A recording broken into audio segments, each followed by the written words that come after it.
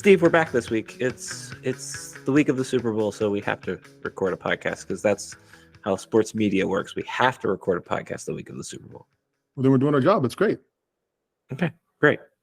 Our job that we get paid a lot of money for. Checks come every day, it feels like. Big checks. No, we do this because we love it, and I get to spend an hour or two with Steve every week. This is the Stuff Summer Says podcast with Steve. Steve, we will talk about the Super Bowl as I unplugged my headphones by accident here, but we will also talk about Brad Keene, who joins us on the podcast. Brad has a great career journey from working in college athletics to working on college athletics in a different capacity through multimedia, aka Learfield, and now he works on the other side of all of that with Highmark. So we'll spend some time talking about that, his career journey, what success looked like for him at Penn State, his success looks like for him now in his new job, and then after that, Steve and I got to talk about this Cael Sanderson thing because I think not a lot of people are talking about it, and that's not why we need to talk about it, but it's just it's right up our alley. And then we will, of course, talk about the Super Bowl with our traditional Super Bowl prop bets spectacular. So go ahead and take a listen to the interview with Brad, and then we will be back after this. Steve, again, our booking agent is he's working hard. He's getting important people from around the world, around the sports world. I think it's a good way to put that. Oh, Steve already froze tonight. Oh, yeah, my gosh, Steve. Darian, I'll fill in. You said important. Was I this week or next week? I just want to make sure. You're always important, Brad. It's always important anytime I get to chat with you. I want to make sure. All right. He is the manager of brand activation at Highmark Health.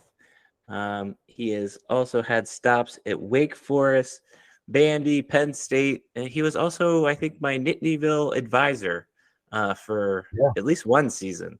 Yeah. But Brad Keene joins us. He's going to spend some time today talking about kind of both sides of the business, because now he works on the other side of the business, with the brand as opposed to working with the universities as well. I know a lot about your career journey, Brad, but maybe for those who don't know you, if you could walk us through kind of your story and what it is that you do around sports business, sports media, or really sports business primarily. Sure. So, well, thanks for having me. Really excited to be here. I took an atypical path, I'd say, in terms of sports. When during undergrad, I didn't really know what I wanted to do. So I ran a bar in downtown Tuscaloosa called Boo Radley's, Special Shot Tequila Mockingbird. I did that, and then I finished with my undergraduate degree in public relations.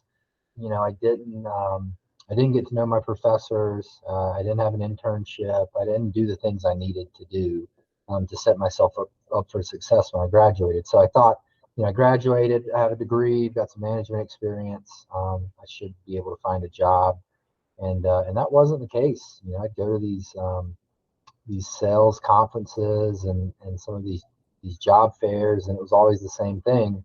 If you want to work in restaurant hospitality, you've got that because that's your experience. But outside of that, you really need to get an internship and so on and so forth. So in October of 2008, one of my good friends, he worked at a soccer camp, and I played soccer growing up, and they had a guy call out, and he asked if I'd fill in, and I did, and started talking to the camp director, who was the graduate or head of the graduate department sport management grad program in Alabama. And he said, "Have you ever thought of working in sports?" I said, "I hadn't. I love sports." And so I met with him. That was a Friday. I met with him on Monday. We talked about what I needed to do to get into graduate school, to pursue a master's degree in sport management. And I left his office, and my apartment was right next to the football stadium there, Bryant-Denny Stadium in Tuscaloosa. And I remember walking back to my apartment, and thinking, it's kind of, it's now or never. And so I stopped when I got in front of the football stadium and walked up the steps, just banged on the door until someone answered, and they asked me what I wanted. And I said, I want an internship. They said, what do you want to do? I said, I'll clean toilets if that's what you need. And I went and got the director of marketing, and we had a conversation, and I started the next day as a marketing intern, 60 hours a week unpaid, all that fun stuff. And then started the graduate program in August of 2009. And then at that point, from that point on, landed at Middle Tennessee State in Murfreesboro as an assistant director of marketing, and then had an opportunity to go to Vanderbilt and handle football and baseball marketing efforts, which is really unique for an assistant director in the SEC to have an opportunity to do football. James Franklin was the head coach, so I think you know where this is going.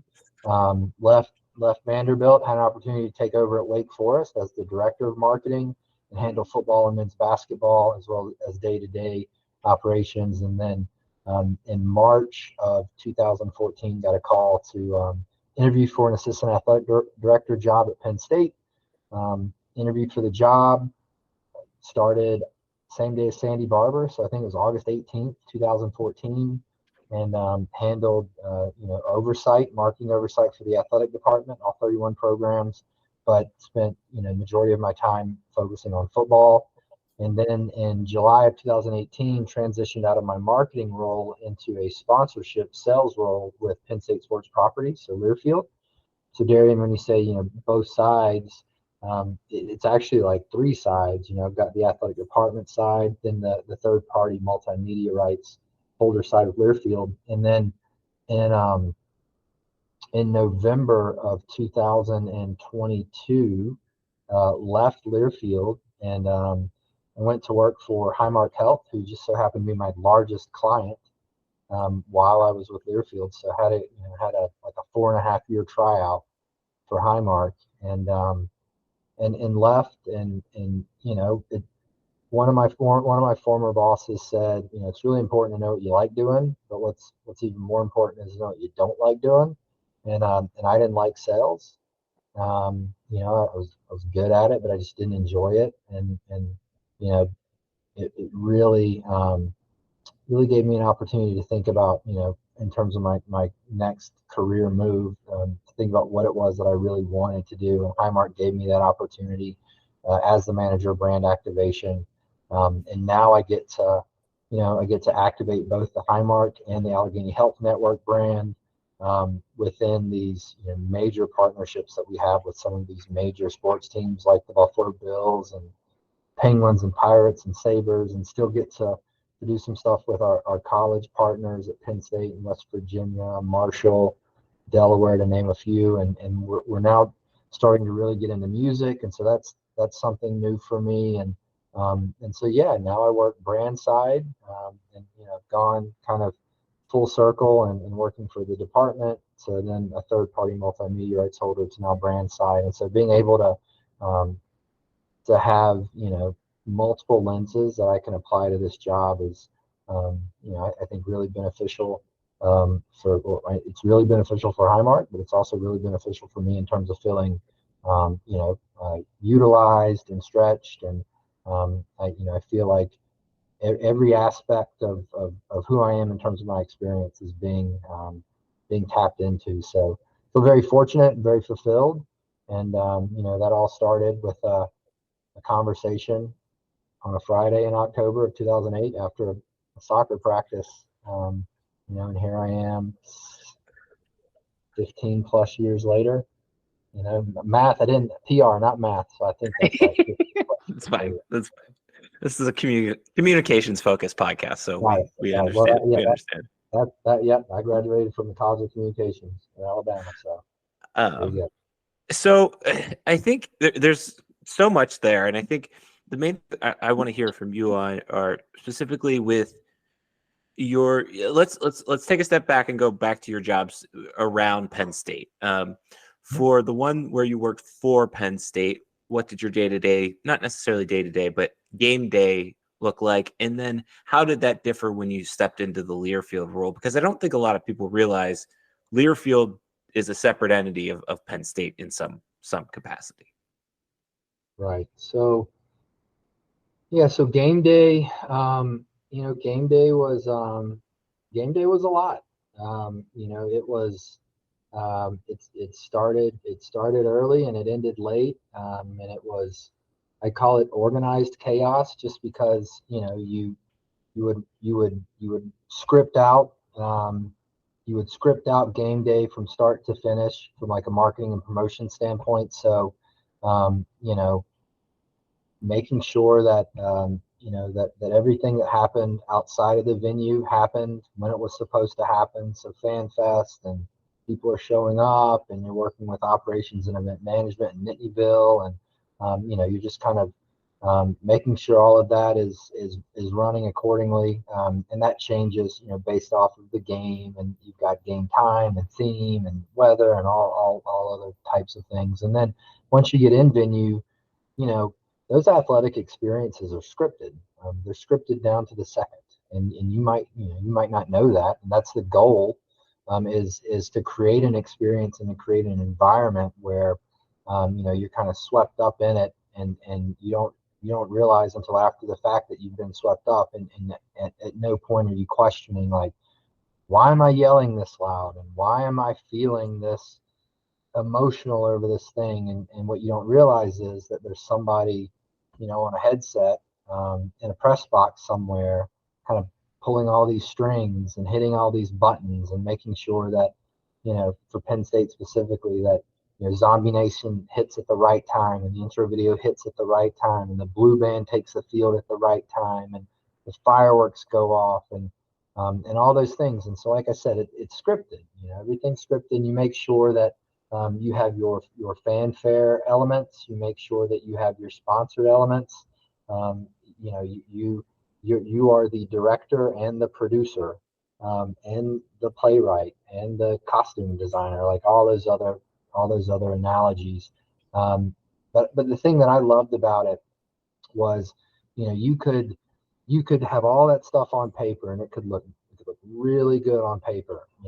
Got your spreadsheet, everything looks perfect. But then once you get into like a real live game experience, it's a very fluid, living and breathing thing. We when the press box in Beaver Stadium, when they put new windows up, we asked to keep our old roll-up door, just because we wanted to roll it all the way up so we could like hear and feel the crowd and just understand what was happening within the bowl. And it's like I said, it's scripted, but then in those moments where, like for example, um, let's say we throw a pick six. Typically you go to media timeout during a change of possession, or an injury, but you throw a pick six.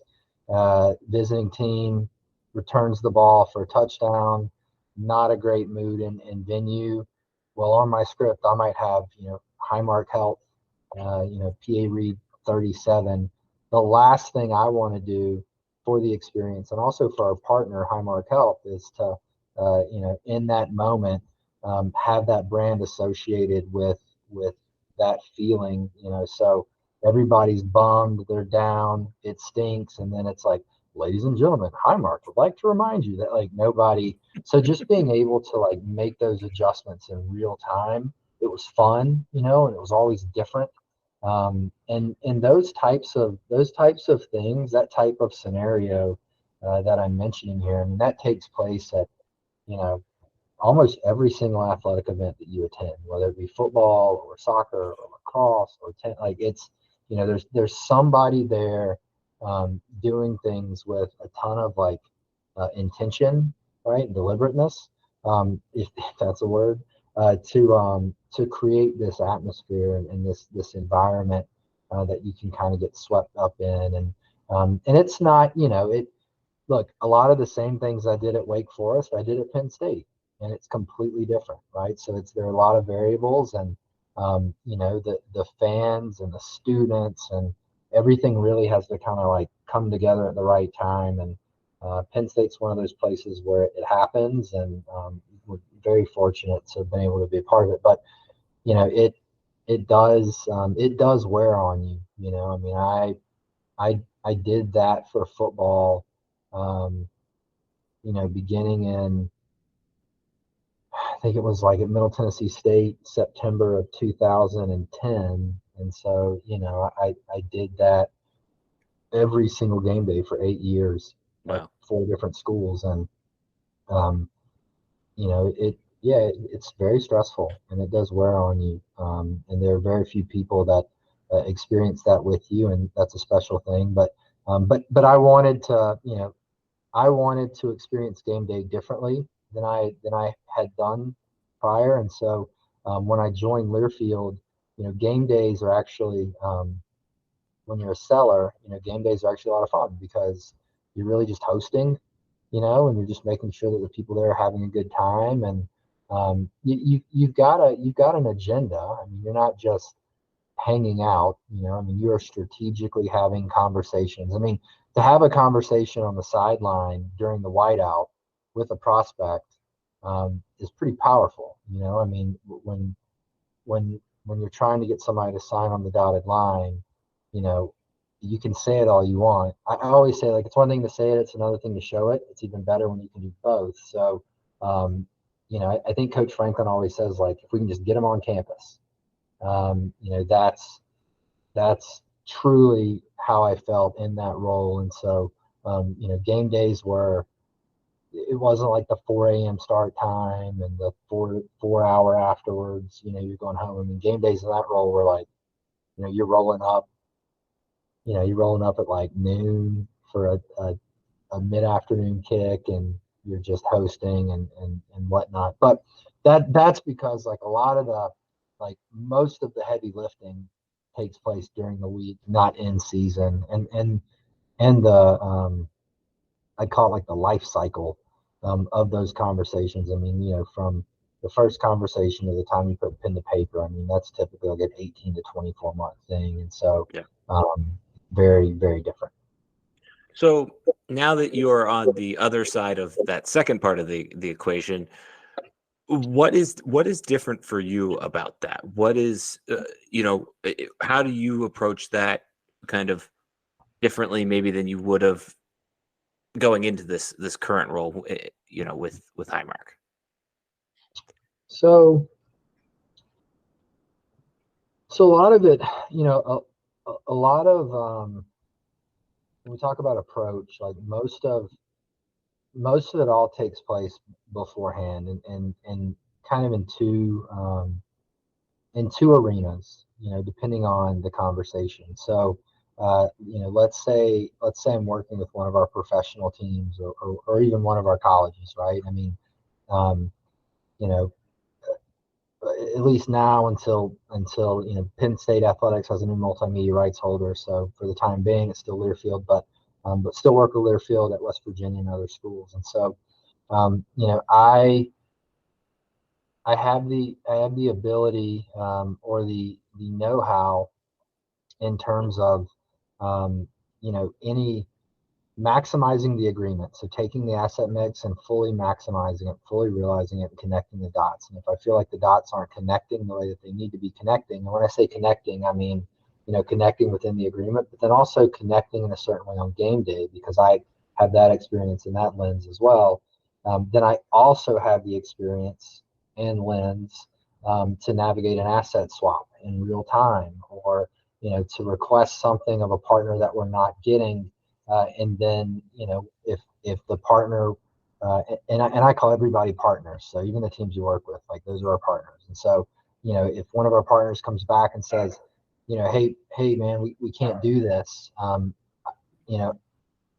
I know how we can do that thing that they say we can't. Right. And I'm not going to be a jerk about it, but I also know which levers to pull and which things are valuable and which things aren't as valuable, just based off of my experience. I mean, when I left Learfield, I didn't take the rate card and download it onto a hard drive, but I did it for 4.5 years. Like, I know what things cost. I know what things are worth. I mean, ultimately they're worth whatever anyone will pay for them, but, like, I know what they're worth. And so, I don't know, I can enter a conversation with a bit of credibility. I feel like I can push back a little bit. And then, once we kind of do that dance, once we do the dance with the sponsorship or the partnership unit, we then kind of have to do a dance with the marketing and the production folks, because if there's something in game that has to happen, ultimately they have to execute on what's being sold. And so what you'll find is that when you're working with a partner on an asset swap, you'll all come to some kind of agreement, but then that'll have to go to the team's marketing and production in-game entertainment unit to figure out how to get it done. And in the event they push back, similar to the sponsorship stuff, I've got a bit of credibility because I've done that, and so I can say, well, here's I can articulate it in a way in which they can understand. I can anticipate questions or concerns that they'll have, because I've had those same questions and those same concerns. And so, I truly can have a positive impact on the relationship for all parties involved because of my experience. And, I actually, I don't go, maybe like a handful of times, but I get to work with all these great teams, and, we have these great partners, and I get to travel quite a bit, but I don't go to the athletic events. I choose not to. I just needed a break. It's like, it's complicated. I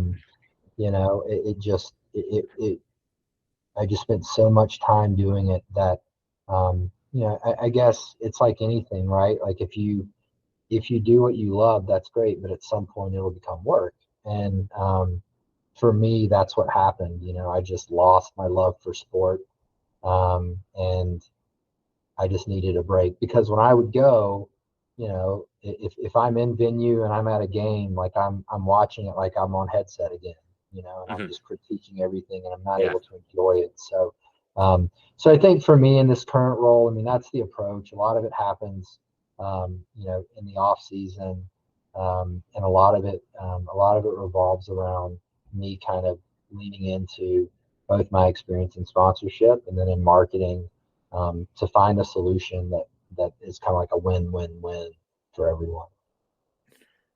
You mentioned your experience, Brad, and I wanted to ask about the high of being in an event, but you're not going now. So what's the feeling like when you've done a good job, and what are those moments that would have been comparable to the home team making the pick six and playing the right announcement? Yeah. Well, it isn't comparable. It's it's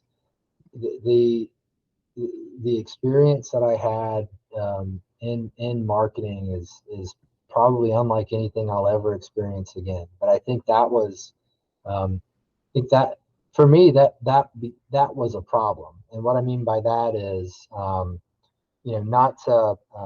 not to make light of addiction, but I was kind of addicted to that high. Like I was never home. At that point I didn't have a family, but I was married. And I just knew that I couldn't control my own self to continue to do this and also be, a good husband, and now a good father to two boys. And so, those experiences, are like, I'm not chasing that. I'm not chasing that. I know that I'm not going to get that. Even in sales, even when I make a big sale, that was great, but it really didn't compare. In this role, I think for me, I've set the right expectations, so I'm not chasing that. But what I am doing is, I'm redefining who I am and redefining my identity. And I'm not saying it's comparable, but this job allows me to do that and gives me the space to do that. And so some of the things that I feel really good about, I'm leading a team again, which is not something I did at Learfield. And so to be part of that process with teammates is very gift giving and gratifying. I'm learning it's my first corporate job. So, I'm learning how to navigate that, and that's exciting. We'll say something that, you could say it's comparable. So in January of 2023, I went to Pittsburgh. Highmark's located in Pittsburgh, downtown Mhm. Pittsburgh, on Fifth Avenue place. Big 33-story high rise, right? Skyscraper, whatever you want to call it. And I remember walking out of my hotel, which is right across the street, and then walking out of my hotel, and I looked up at the building, and I was just kind of like, look at you, man. Like, you made it. You had a pea coat on. I looked. I made it. Like, I felt very, um, I felt really good about the choices I had made. I felt really good about where I was in that moment, and felt very fortunate and appreciative. And, I think, that for me, that moment was probably comparable, if at all. But in terms of the job and some of the things we do,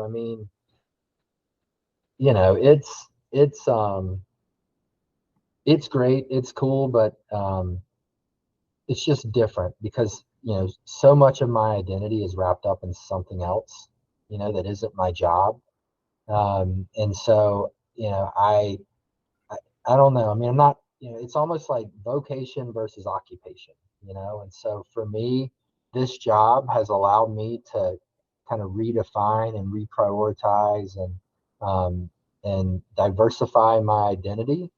And I think that's probably the thing that I'm most excited and happiest about with this new job, is being able to redefine, redistribute my identity, so to speak, so that I could be more well-rounded, both personally and professionally. Whereas previously, I was really, I had all my eggs like in one basket, like a professional basket, and I didn't know if I could ever change that.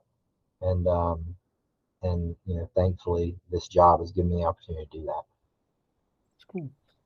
When you talk about in your new role now, what the prices are, what this advertisement on the scoreboard costs type thing, but how do you measure the return on investment there? And is that I struggle with this because I come from the e-commerce side where I have a ROAS, right? And I can see we made this much revenue, we spent this much ad dollar. It's a little bit harder to do that, particularly with a brand like Highmark that's also an insurance brand that kind of everybody sort of needs insurance. So what does success in terms of metrics look like for you in both overarching company, but also maybe, that single event went well because we gave away this many things? Yeah, it's a great question. My job, my position is new. So my job did not exist. And the department I work for, um, did not exist until I think like April of 2022. So those questions had never been asked before. For the longest time, it wasn't called activation. It was just called, like, events. Like, before I got there, it was just events. And so, it was a tent, a table, two chairs, and some giveaways. And that's what we did. And, it was all top of funnel awareness. And so, but how do you even measure that, right? And so it was just kind of like, well, we showed up with 2,000 t-shirts and we went home with 100, so we gave away 1,900. So we're still a work in progress in terms of like how we, in terms of our KPIs and how it ladders back up to the different lines of business, and so on and so forth. But we are at a place now where, we're like surface level, um, you know, first layer. For us, it's a little different because, yes, I help support and activate the Highmark brand, but also support and activate the Allegheny Health Network, which is the hospital system that Highmark owns. So two very different things. One, Allegheny Health Network, like you, the consumer, have a decision to make, and so there's just a different type of brand positioning and so on and so forth. And then with Highmark, yeah, it's insurance. So it's not, for the most part, you're not really making a decision about the insurance, even though we do have decision makers kind of as part of our target audience segment, so on and so forth. But for us, it's pretty simple. It starts with reach and engagement.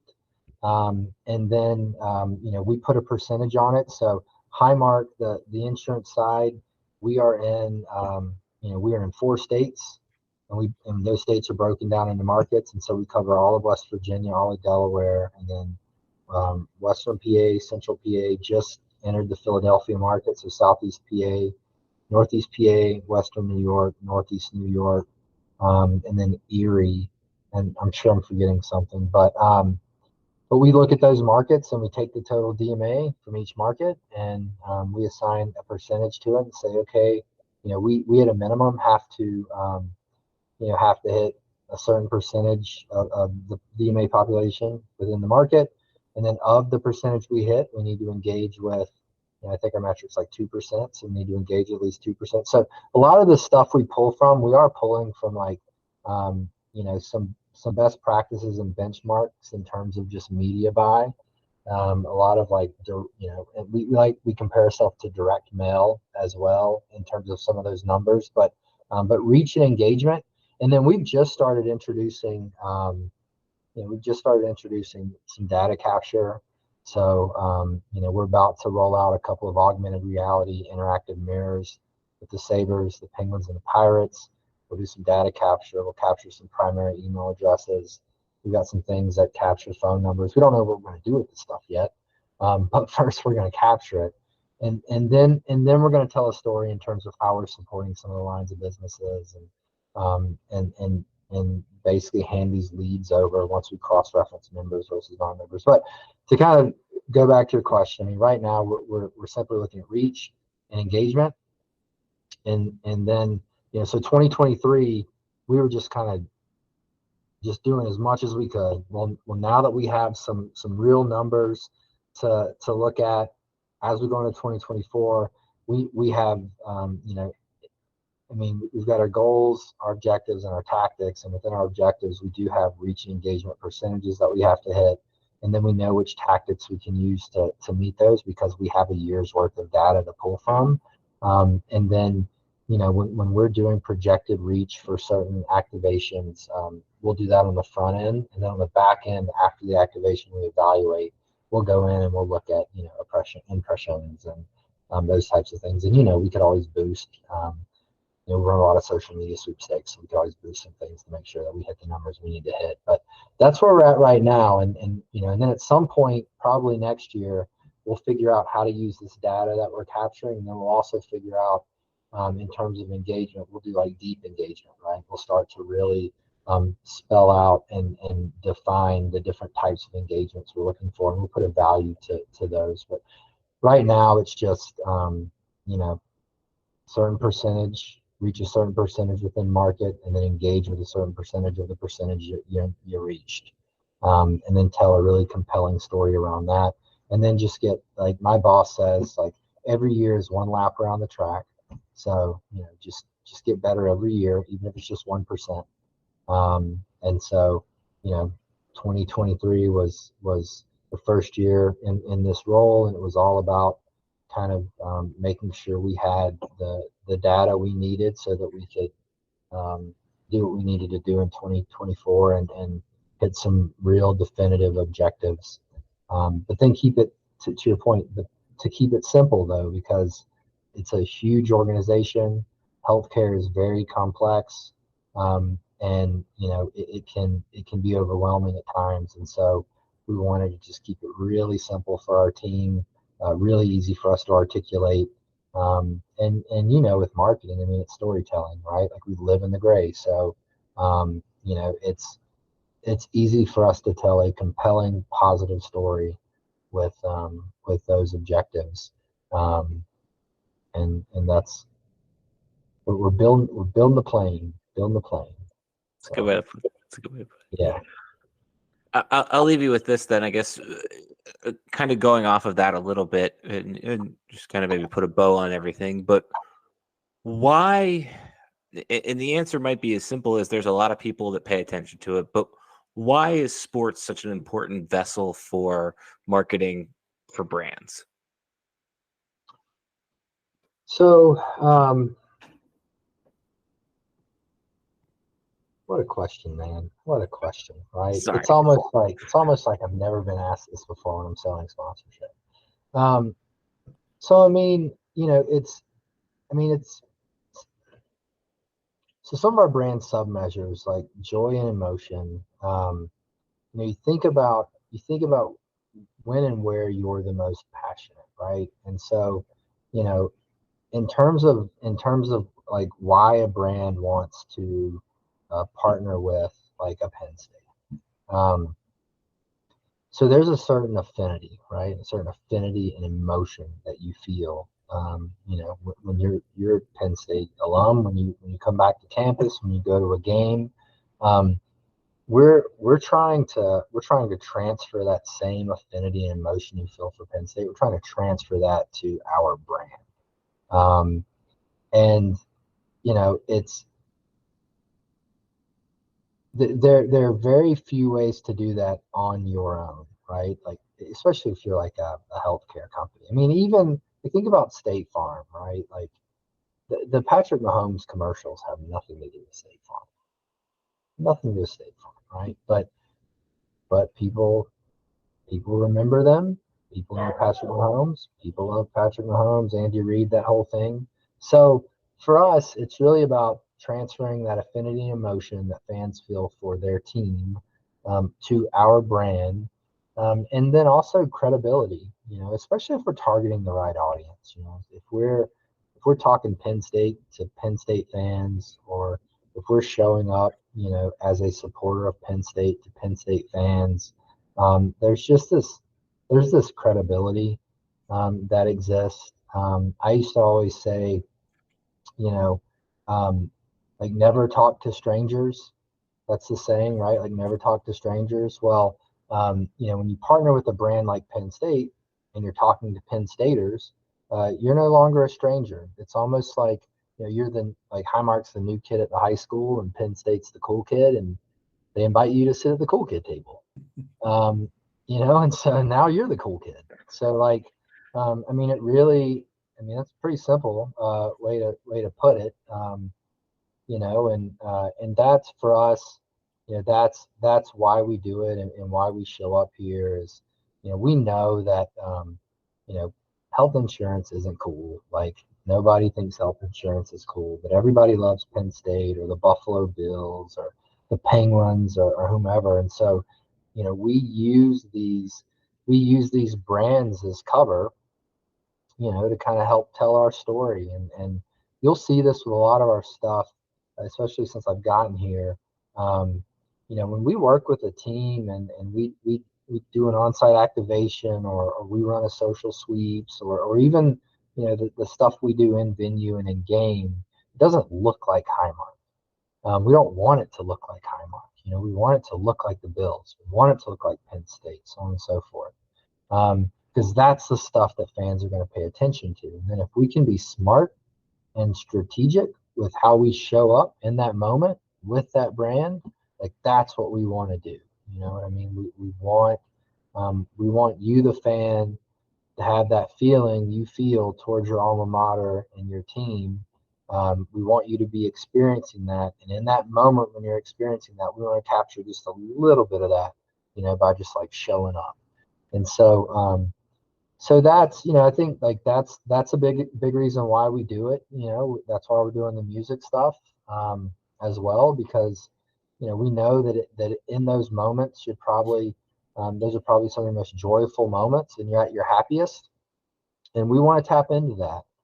And we want to kind of ride the coattail, so to speak. And that's really why we do it. We could certainly, we could go buy a bunch of impressions, and, we could cast a really wide net, in terms of the funnel. But for us, this is where we want to show up. And then the last thing I'll throw out there that we're just now kind of starting to explore, especially in the Philadelphia market, is it's also a unique way for us to show up in terms of community and community support, and just extend the relationship beyond the game and the game day experience and the sport itself. It allows us, because everyone in the community also loves Penn State or the Bills or whomever, and it allows us to tap into and facilitate, support, some really amazing stories. I think last January, there was a gentleman, a mechanic in Buffalo, and it was in the middle of a blizzard, and his car broke down. The mechanic's car breaks down. It was in the middle of the blizzard, and he went door to door offering people money to come in, and no one let him in. So he broke into like an elementary school or junior high or something.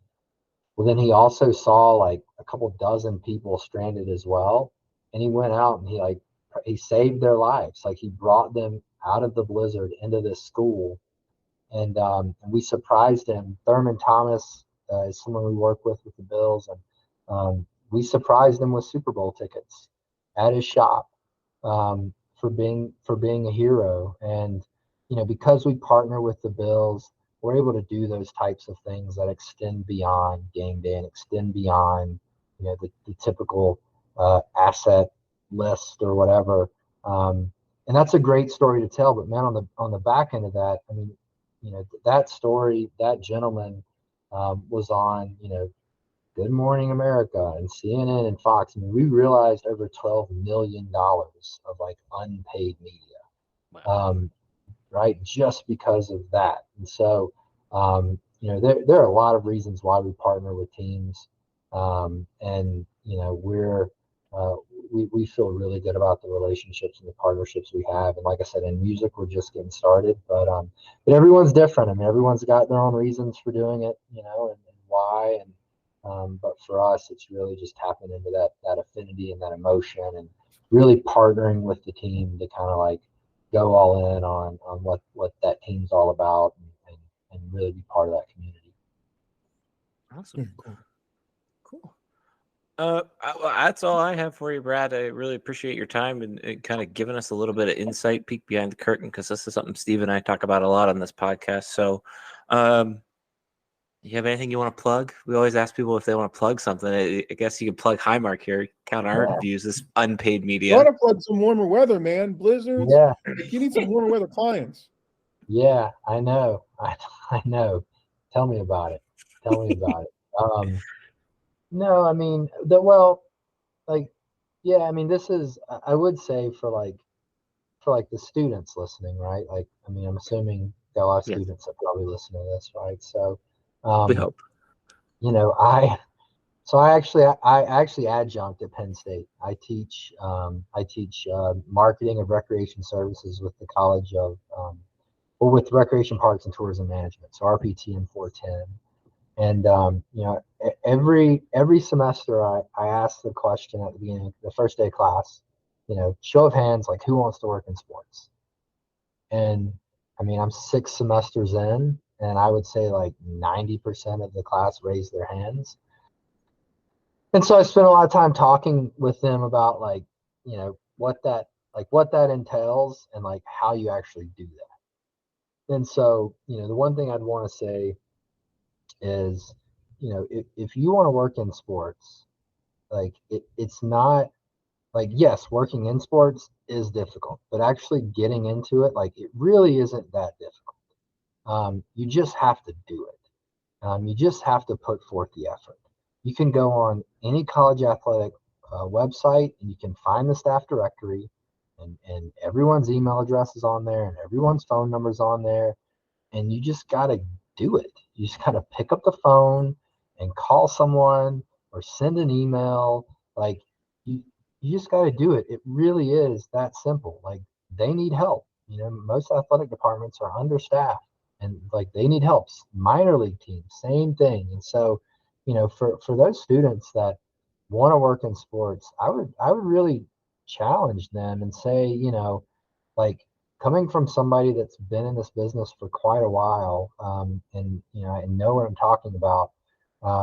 If I'm telling you that it really is as easy as you like doing it, but you at a minimum like can't, then you're never going to work in sports. Don't waste your time. Like if you can't pick up the phone and call someone or email someone, like then it's not going to happen. And so, I'm just a big advocate of supporting students and helping students. And, there's only so much that any of us, Steve, I know you are, Darian, obviously I'm sure you still talk to students, but there's only so much that we can do. I mean, at the end of the day, like you got to make it happen. And you got to get over whatever it is that's holding you back. And if you want to work in sports, then go work in sports. Like, you're the only one holding you back. So, I just wanted to leave with that. If anyone's out there, listening and saying, "Hey, man, like that's awesome. I'd love to do that." Well, go do it. Like I literally walked up the steps of the football stadium and banged on the glass until someone let me in. Like just do it, right? Like Nike, just do it. So, yeah, that's it, man. That's it. Just got to make it happen. That's good career advice from Brad. Yeah, I didn't expect to get any career advice today, and here we are with Brad giving career advice. So, well, thank you for joining us, Brad. Thank you for the career advice. Thank you for joining us. Yeah, no, thanks for having me. It's a lot of fun. Really appreciate it, and hope you guys will have me back. Steve, I think the main thing that stood out to me was the emotion that comes into his job, and really all of his job, and how it is, whether you realize it or not, those types of people that help create that emotion at a sporting event. So that was really interesting to hear about. And I think the other thing that was interesting to hear about was his career journey of kind of going from college athletics to kind of college athletics to really the opposite side, but still being, tied in. What were some of your takeaways from our interview? I think it reaffirmed to me that Brad Keene is one of the best dudes I know. I mean, just in terms of you going from Tequila Mockingbird shots, right, in college, right, managing the bar and probably doing them well. We just didn't follow up to see how good he made that drink, to scripting and stuff for Penn State football, which he talked about, and how that's that man behind the curtain thing, to the decision he made in terms of, hey, this is my family life and I want to be in sports, but this is how I want to do it. And this is what's going to be best for me. And he's a great idea guy, a smart guy, down to earth. He's the kind of person I'm glad is in sports in some way. And I think where he's at is kind of the perfect fit for what he does now. So it was just good to hear him talk about that stuff, because I just like being around good people, and he's one of them. I think the thing that was interesting for me to hear was, like they, in his role now particularly, it isn't, sometimes we get wrapped up in like, oh, it's big corporation, big whatever. No, they do pay attention to how people, like how their brand is evoked and tied with other brands. And I think the other thing that stood out to me was, really like you just said there, like his thought process is the way he walked through kind of the what a return on investment looks like for them, or not necessarily return on investment, but success looks like for them. I don't know if I would have thought it through that way. And I think some of that's obviously from his career experience, but I think it's just looking at it differently, because I think when you can look at it differently, you succeed, you do better. And so I think that's what we got from Brad. Yep. I think the line about treating everybody as a partner is kind of true to who he is. And I think that's great when someone's doing that, as opposed to knowing you're the guinea pig for whatever they're doing. In Brad's case, it's okay, how do we make this a 3-win situation instead of a win-win? And I think that's wonderful. Yeah. Open and honest there. Okay, cool. Anything else you want to discuss with that interview? Nope. Glad we had him. Good dude. Okay. Good get by our booking agent, as always. Again, we'll play more. Okay, we'll play more. Okay, we have to talk about this article from our dear friend Mark Wogenrich.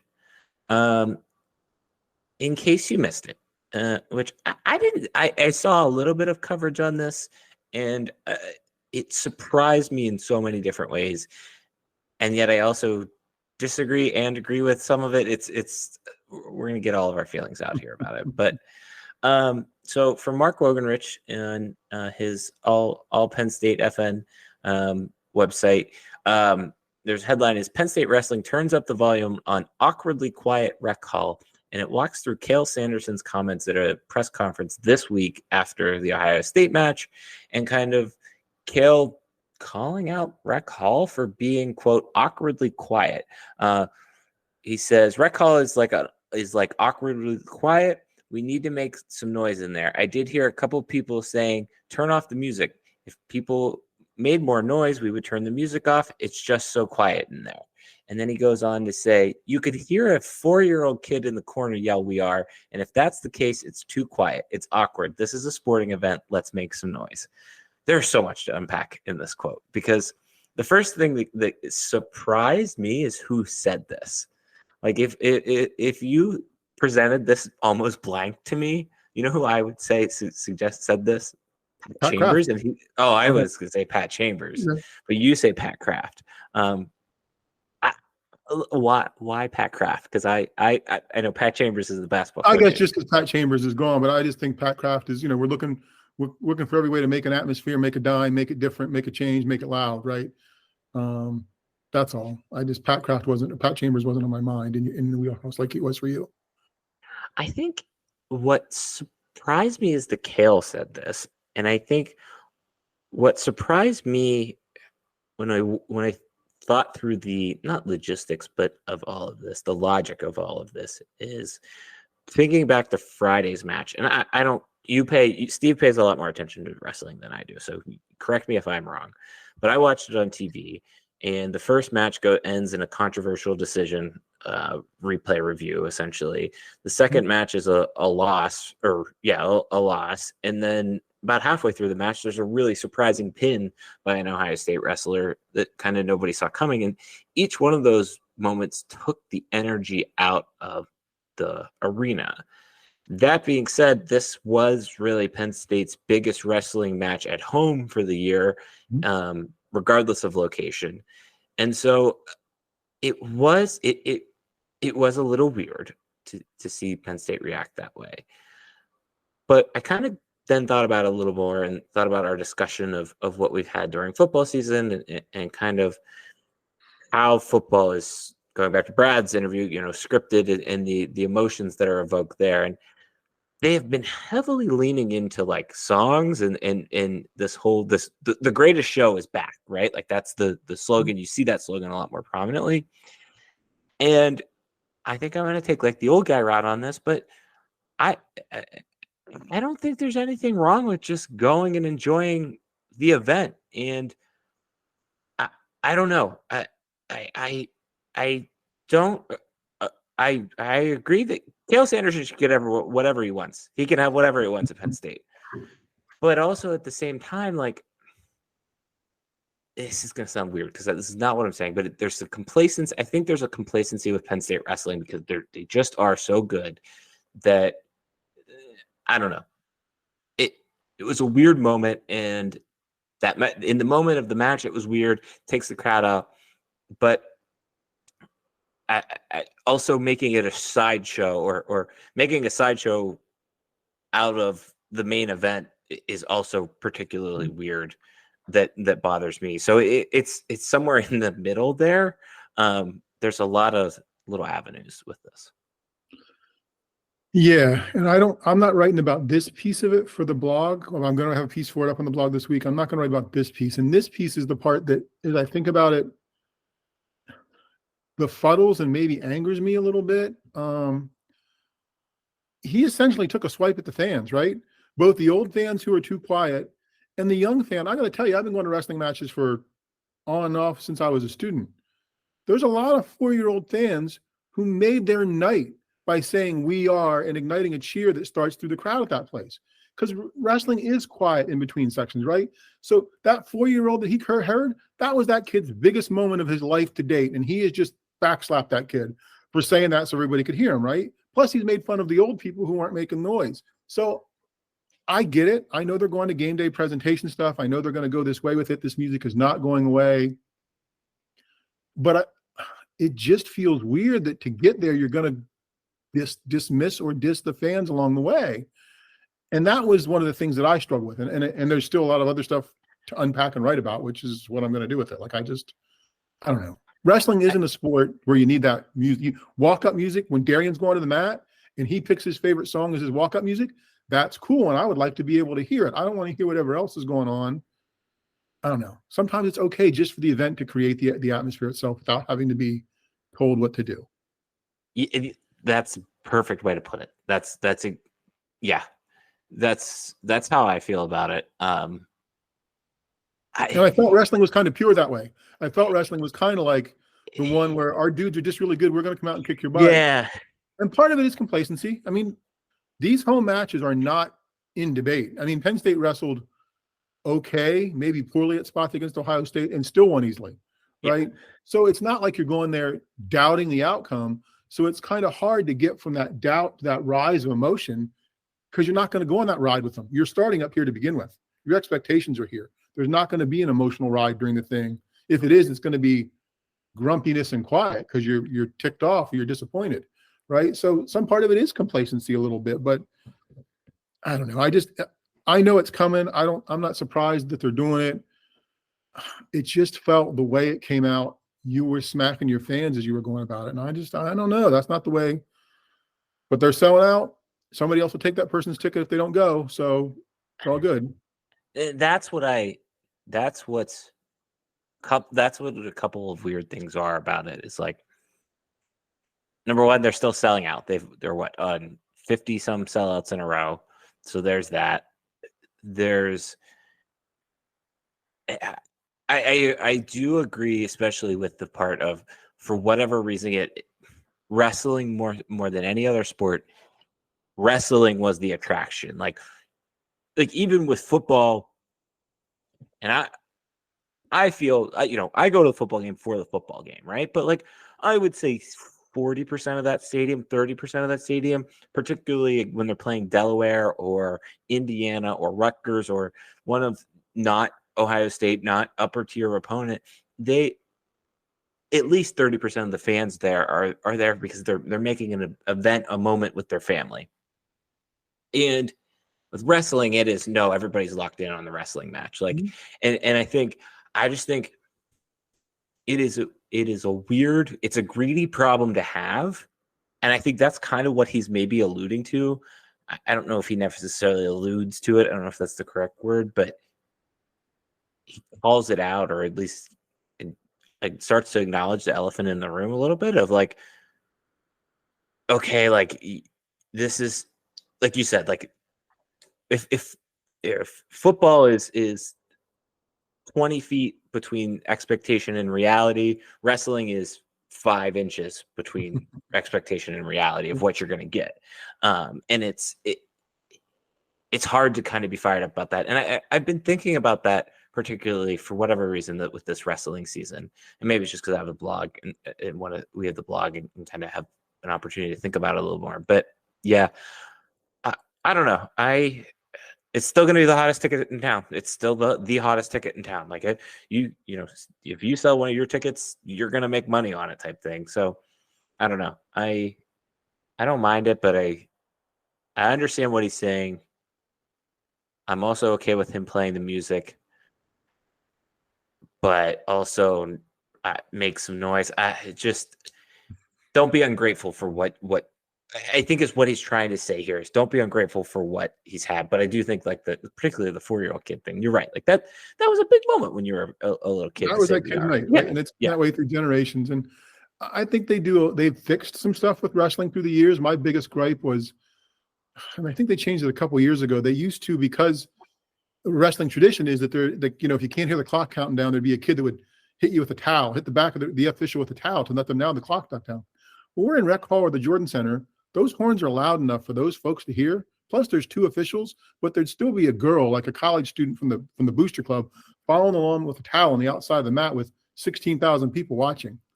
It always looked low budget, and I think they've finally gotten rid of that, which is great for presentation. They still have to figure out bout scores in the Jordan Center when they do it. So sound is like the least of their problems, but this is all sports marketing, sports presentation, sports making a sporting event a show. And I think sometimes a sporting event can just be a sporting event. Yeah.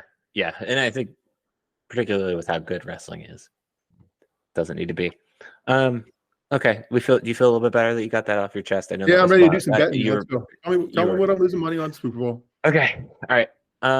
Our Super Bowl prop bets this year are brought to you by, well, we don't have a sponsor, number one.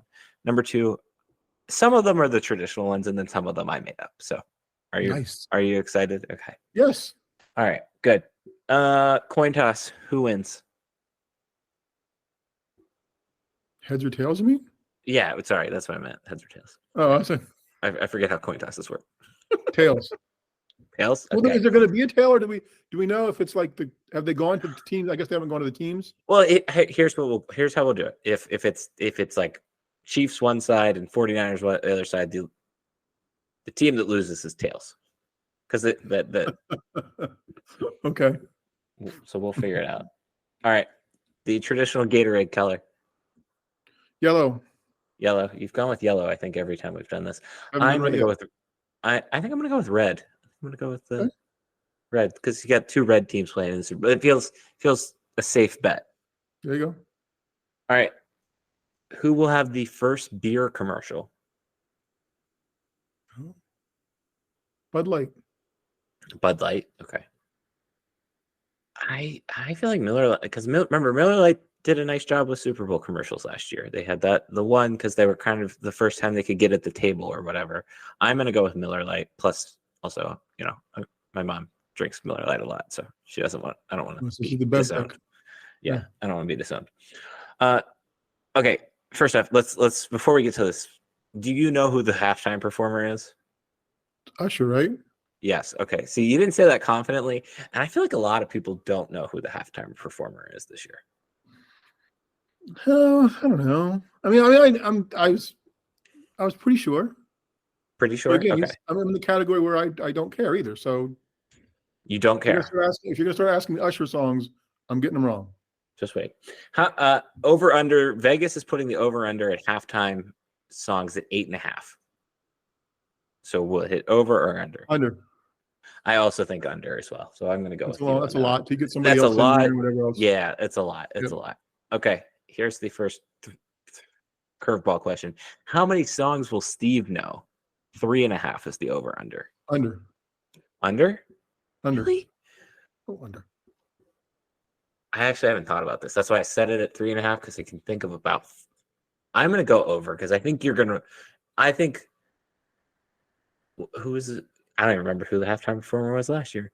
Rihanna was the performer last year. Like there were a lot of Rihanna songs that I feel like when we had our debrief episode, you're like, oh yeah, of course I know that. I knew that song. I'll tell Susan it's 3.5. We'll see. We'll and I'm under. Okay. So we'll see. Okay. All right. Yes or no? Will Tony Romo call Taylor Swift Travis Kelce's wife? No. No. I'm going just because it already happened, right? I'm going yes. This one I think I found, and I thought this was a good one. Will the Andy Reid punt, pass, and kick clip be shown? I hope so. You hope so. I'm putting Steve's official answer. I'm think sure it won't, but I hope so. That's the best. One of the best pieces of 1970s sports TV left. I figured. And if you don't know, Google it. Yes. All right. Two-ish, three more here. All right. Who will the MVP thank first? Teammates. Teammates? Okay. I think it's going to be the traditional God. Somebody said, I just want to thank God first and foremost. All right. The two toughest questions. The two questions on everybody's mind. If the Chiefs win, will Travis Kelce propose to Taylor Swift? No. I think you know what? I think I've decided in this moment. I think yes. And that's not to be in. Well, he's not going to do that in the Super Bowl. No way. I think or the aftermath. I think they're going to get caught up in the emotion. It's been America's love story. Why not? All right. Last question. Who will win the Super Bowl? I think the 49ers win.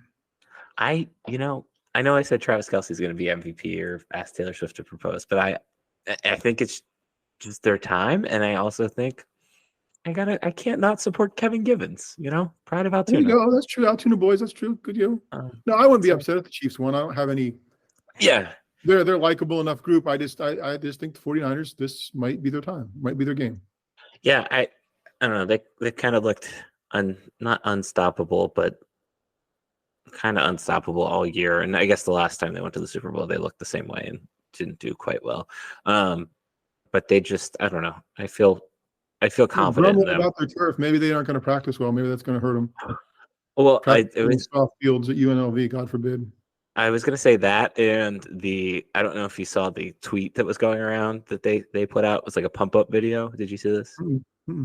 So they put out like a pump up video. How every team does, like pump up. Yep. And the caption of the pump up video was against all odds, and the 49ers have been favored in 19 of 19 games. I was going to say, maybe they're playing the Michigan. Maybe it's the 49ers against everybody. Yeah. We should spend some time on that, because I have opinions on that annoying phrase. So okay, all right. There's our Super Bowl picks. We'll digest and break down the Super Bowl in our traditional game commercials and programming production format. I gotta watch commercials and be prepared for that discussion. Okay, yes, good. Steve, God, you got a lot of homework. All right, this week's Old Guy Young Guy is Super Bowl themed, and I want to know, and I think I know your answer on this, but I don't know I know my answer on it. I don't know if I know your answer on it. Is this week's Old Guy Young Guy is the Super Bowl party dead? No, it's just made over. It's changed a little bit, but Super Bowl, it was hurt by COVID, right? It was hurt. It was hurt by. I had some 30-something this week tell me sobriety is now a new big thing among a certain age group of people. So those things aren't helping it, but it is still the top 3 or so gatherings / an event thing of the calendar year. So behind like Thanksgiving, Christmas, maybe 5, Halloween. Like it's a holiday party. So will you be partaking in a Super Bowl party, or will it just be... I don't like people. No. Okay, that's what I was gonna. No. That's what I figured. Okay. No, we only do that if you have to. Here's. I was thinking about this earlier, and I don't know why this popped in my head, but like you said it there, like it used to be before COVID primarily, and maybe it's because I moved away, right? Like moved away, even. But even in college, we always still got together and watched the Super Bowl. We watched it at least one dorm, or at least somebody's apartment, as many people could kind of cram in. But I was thinking about this, like the Super Bowl used to be. There are certain holidays where you're guaranteed to see a family member, like your one uncle that you don't really get to see, and it's always like that. The Super Bowl is one of those for however many years, and it kind of, I don't know, I don't know a lot of people my generation that are going over to a friends or families in the same way we used to watch Super Bowl. I think everybody just kind of wants to go sit on their couch. Like I hate watching the Super Bowl with anybody that isn't my wife and my dogs. Yeah, it was always tough, right? When you couldn't watch it, when people wanted to have something else going on that was I want to watch the game. I want to listen to the commercials. I want to listen to the halftime show. I want to. No, and the NFL would be okay with that, right? Because more TVs, right? Fewer people together, more TVs, more viewership in terms of devices turned on. I don't know. I mean, because now that you say that, I guess I don't know a lot of people that are doing it, and probably like a church or social group would do one somewhere. We invited people over, they're out of town. Like, so we would have had a couple here, but they're going to be out of town. I still think it's top 5 or so of event. I don't know. Maybe I'm wrong. Let us know, folks. What was the last time you watched a Super Bowl with in a communal setting, I guess? It's been a while for me. Probably 3 years ago. I'm trying to think. I don't know the game, but it's been 3. Like last year, Chiefs beat somebody, right? So it was just us. Probably like 3 or 4 years ago. Maybe it was pre-COVID. Honestly, it would probably been pre-COVID. Now that I say that. So 4 or All 5 right. years. No, I'm just curious. It's a good topic. All right. Good question. That's it for this week's show. Look out for Steve's Cael post this week. I'm eager. I'm excited just based off some texts he was sending me today. We will be back next week. Appreciation for his success as a wrestler. That's all it is. Okay. All right. Then we will be back next week to recap the Super Bowl, like always, kind of our traditional bigger, one of our cornerstone episodes of the podcast. Thank you to Brad Keene for joining us. A great conversation, really interesting conversation. We do appreciate that. In the meantime, we've got a website. It's called StuffSummerSays.com. On that website, there's a section which Steve will publish something to probably this week called With Steve. We have email addresses. Mine is Darian at StuffSummerSays.com. Steve's is Steve at StuffSummerSays.com. 5 stars, thumbs up, all of that. We really appreciate that. I think that's it. I don't think there's any other housekeeping other than the one housekeeping thing that's left, and that's to tell you our Twitter handles, which mine's at Stuff Summer Says. Steve says At Steve Samsel. We're out of here. Enjoy the Super Bowl. Turn up the music, baby. Bye.